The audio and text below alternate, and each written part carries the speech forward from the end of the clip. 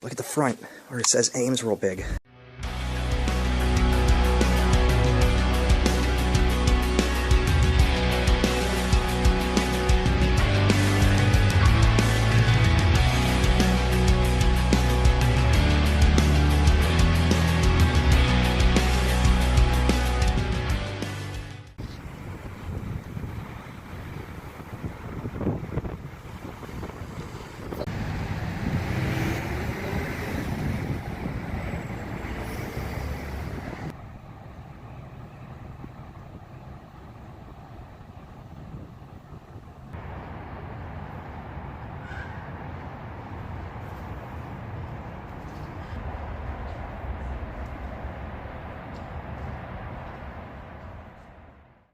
Hi everybody, and welcome to the Ridgmar Mall here in Fort Worth, Texas.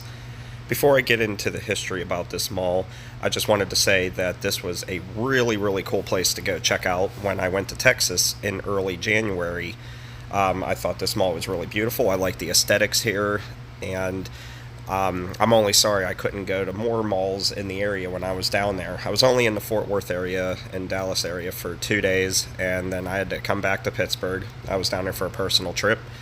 But we still had fun, and it was still cool to check this out. To my understanding, this mall was struggling, and I could see that very clearly when I was there. A lot of empty stores, as you can see, the Vitamin World and Sears here in this shot. A lot of empty stores, but also a lot of stores that had tenants in them. I have mixed feelings about it. I still thought the mall was dying. I know it's been struggling for years with other malls in the area. I mean, for example, the Hewlin Mall, which is a successful mall. If you're familiar with my videos, you might have seen the Toys R Us video here in Fort Worth, the White Settlement part of town. And that's not too far from the mall here. It's actually a couple minutes away. And as you know, that's abandoned too. So, unfortunately for this place, it's been struggling and has seen better days. Okay, so about this mall. It opened up in 1976 here in Fort Worth. At one point had 6 anchors in it, now down to 3, as 3 are gone. This place at one point had a Sears, which closed in September of 2018, Neiman Marcus, which closed a couple years prior, and it also had a Macy's, which closed in 2016. Originally, the Macy's was a Foley's. I'm not sure when that closed up and became a Macy's, but I do know that's what it was beforehand. The Dillards you see here in this shot at one point was a full line Dillard's. It was on both floors, but in the past couple of years, it has shrunk to half the size. It is only open on the upper floor and is now a clearance store, kind of like an outlet store. And as you can see, the Payless here on the left of the screen, they are liquidating. If you haven't heard, all Payless stores in the country are closing and going out of business as they filed for their second bankruptcy in just a couple of years. So here's the Dillards I was telling you about up ahead here. Really cool looking store. I was really curious to see what it looked like downstairs since they closed that part off, but there was no way to peek inside or really look around at all. So that was a shame. As for the remaining anchors at this mall, as you can see, Dillard's is one, JCPenney's is another, and the Rave Cinema, if you consider that an anchor, would be the third. That is it for those. There are no plans to bring any other anchors in here. There was some talk about repurposing the Neiman Marcus, but you'll see later on in this video, we were able to look right inside the store, and there was nothing going on in there. I really like that fountain you see here.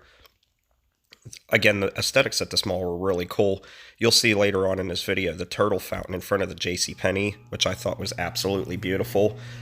I could sit there all day and just hang out around that fountain. I thought it was that nice. They even had a little bridge that went across it that you could walk over and throw money in there, like a wishing well, as are with all the fountains at this mall. Kayla was telling me when we were there, too, that at one point in time a girl fell off of that bridge and hit her head at that mall, so that's great. That's why you need to keep an eye on your children if you're at the mall so nothing like that happens. Besides that bad history from this mall, there was also some more history that wasn't so good back in 2017 when there was a shooting here, and the person that was shot and killed was this lady who had been trying to get away from her estranged husband, who came here and shot her. It was really sad to read about this, and it's a shame that something like that had to happen. After the shooting, the guy ran off, and while he was on the run, he got stuck in a construction site, which slowed him down. And panicking and being a coward, he ended up shooting and killing himself. It's a really sad story to hear about this. Considering this mall was very beautiful, it doesn't need dark history like that. This mall could make a comeback if people tried. This mall actually at one point was the premier shopping destination in the whole Fort Worth area. It's a shame that it's struggling now. Okay, so that's about all the history I know from this mall. It's a shame that I couldn't find more information about this place online other than rumored redevelopments here, which apparently aren't taking place. A friend of mine, though, that lives in the DFW area, his name is Jeff. He has filmed this mall several times. He runs the YouTube channel Dead Malls with Jeff and Company. I highly recommend you go over to his channel, check him out, subscribe to him, tell him I sent you. He can give you a lot better in-depth info about this mall, as he's filmed it a few times, as well as all the other malls in the area. Like I said, go over there to his channel, subscribe to him, tell him I sent you, and you'll be able to enjoy this mall even more. On that note, I'm going to stop talking, and I'm going to let you enjoy the sounds of waterfront dining from this mall.